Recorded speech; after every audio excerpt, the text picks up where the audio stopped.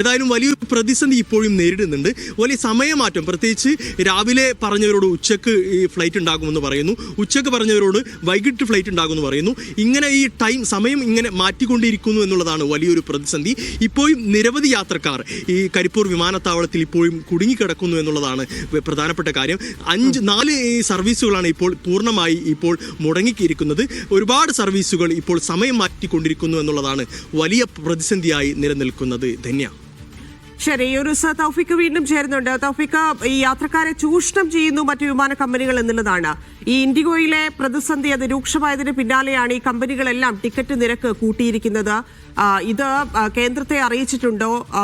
ഇത്തരത്തിൽ അതും ഇവിടെ തന്നെ പല സ്ഥലങ്ങളിലേക്ക്, ഇപ്പം ഡൽഹിയിലേക്ക് പോകാനുള്ള ചാർജ് വില കേട്ടിട്ടുണ്ടെങ്കിൽ നമുക്കൊരു അന്താരാഷ്ട്ര യാത്ര നടത്താനുള്ള അത്ര തുക കൊടുക്കേണ്ടി വരുന്ന സാഹചര്യമാണ്. കേന്ദ്രത്തെ അറിയിച്ചിട്ടുണ്ടോ? നടപടി ഉണ്ടാകുമോ?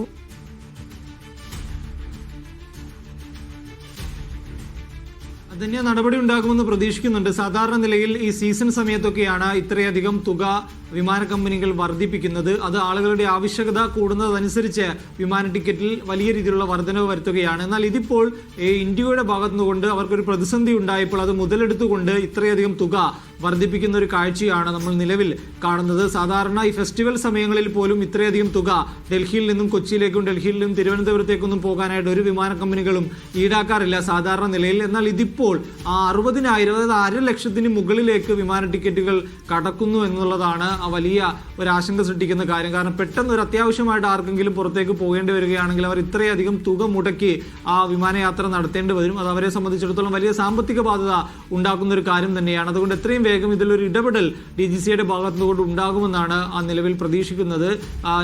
ദേശീയ മാധ്യമങ്ങൾ ഉൾപ്പെടെ ഇപ്പോൾ ഈ വിഷയം ഏറ്റെടുക്കുകയും അവരുൾപ്പെടെ നിരന്തരം ആ പൈസ കൂട്ടിയത് അവരുടെ സ്ക്രീനുകളിൽ അവരിപ്പോഴും അത് കാണിക്കുകയും ചെയ്യുന്നുണ്ട്. അതുകൊണ്ട് എത്രയും വേഗം ഒരു ഇടപെടൽ DGCയുടെ ഭാഗത്തുനിന്നുകൊണ്ട് ഉണ്ടാകുമെന്നാണ് പ്രതീക്ഷിക്കുന്നത്. ഇൻഡിഗോയാണ് ഏറ്റവും കൂടുതൽ ആഭ്യന്തര സർവീസുകൾ ഇന്ത്യയിൽ നടത്തുന്നത്. രാജ്യത്തിന്റെ വിവിധ ഇടങ്ങളിലേക്ക് ഏറ്റവും കൂടുതൽ സർവീസുകൾ നടത്തുന്ന ഒരു വിമാന കമ്പനിയാണ് ഇൻഡിഗോ. ബഡ്ജറ്റ് എയർലൈൻ എന്ന് വേണം നമ്മൾ ഇൻഡിഗോനെ വിശേഷിപ്പിക്കാൻ. കാരണം സാധാരണ രീതിയിൽ എയർ ഇന്ത്യനേക്കാളും വളരെ കുറഞ്ഞ തുകക്ക് യാത്ര നടത്താൻ സാധിക്കുന്ന ഒരു ബഡ്ജറ്റ് എയർലൈൻ ആണ്. അതുകൊണ്ട് തന്നെ അത് രാജ്യത്തിന്റെ വിവിധ ഇടങ്ങളിലേക്ക് ദിനം പ്രതി സർവീസുകൾ നടത്തുന്നുണ്ട്. ഇൻഡിഗോക്ക് ശേഷം പിന്നീട് സർവീസുകൾ നടത്തുന്നത് എയർ ഇന്ത്യയാണ്. അതുകൊണ്ട് തന്നെ ഡൽഹിയിൽ നിന്നും കേരളത്തിലേക്ക് കൂടുതൽ സർവീസുകൾ എയർ ഇന്ത്യയുടെ ഭാഗത്തുനിന്നുകൊണ്ട് ഉണ്ടാകുന്നുണ്ട്. അതുകൊണ്ട് തന്നെയാണ് ഇനിയിപ്പോൾ ഇന്ന് വൈകുന്നേരവും നാളെയൊക്കെയായി പുറപ്പെടാനുള്ള വിമാനങ്ങളിൽ ഇത്രയധികം ടിക്കറ്റ് തുക ഇൻഡിഗോ എയർ ഇന്ത്യ ഈടാക്കുന്നത്. അതിനെതിരെ വലിയ പ്രതിഷേധം ഇപ്പോൾ ഉയരുകയും ചെയ്യുന്നുണ്ട്. നിരവധി യാത്രക്കാർ വിമാനത്താവളങ്ങളിൽ ഇപ്പോഴും കുടുങ്ങിക്കിടക്കുകയാണ്. അത് തന്നെയാണ് ഈ എയർ ഇന്ത്യ ഇപ്പോഴും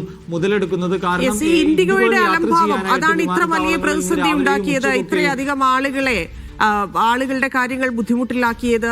വലയുകയായിരുന്നു യാത്രക്കാരെ. നമ്മളിപ്പോൾ രാവിലെ നെടുമ്പാശ്ശേരിയിലും കരിപ്പൂരിലും ഒക്കെ കണ്ടത് ആളുകൾ വലയുകയാണ്. അവർക്കൊരു ഇൻഫർമേഷൻ ഇല്ലെങ്കിൽ ഇതുമായി ബന്ധപ്പെട്ടൊരു നിർദ്ദേശം പോലും ലഭിച്ചിരുന്നില്ല എന്നുള്ളതാണ്.